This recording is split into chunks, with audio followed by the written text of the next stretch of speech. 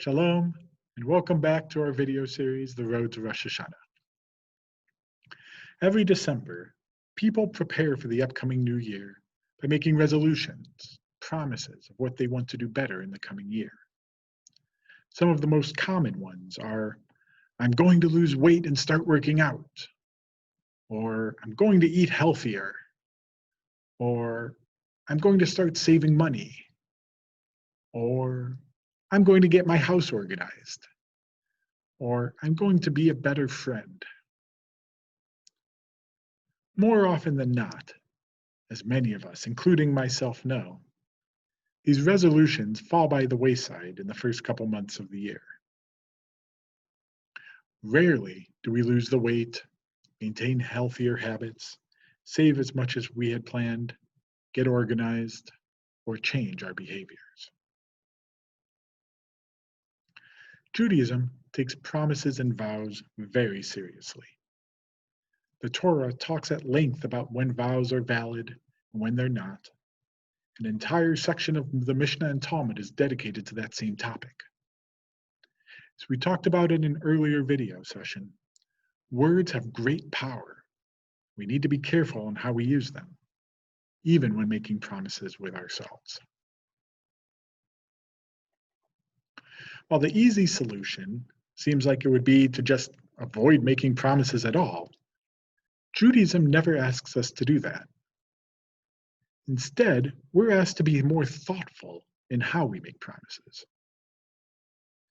The resolutions we often make are forward-oriented. They're about the people we want to be. We want to be thinner, healthier, financially secure, more organized, a better friend, and so on.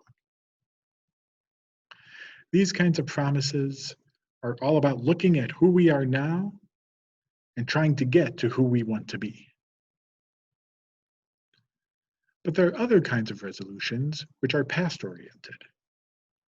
Rather than focusing on the habits we want to start doing, we look at why we act the way we do and try to understand those reasons.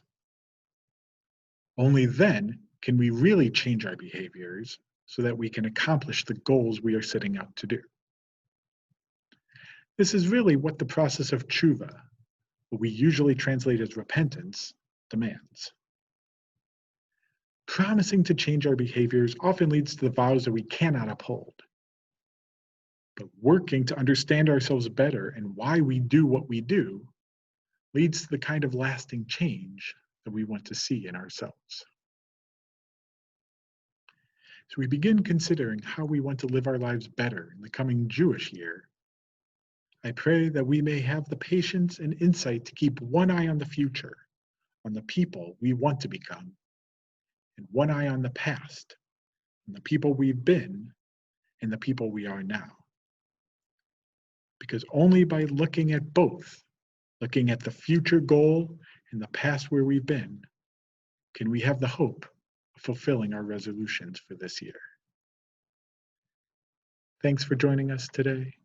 I hope you'll come back tomorrow for our next step on the road to Rosh Hashanah.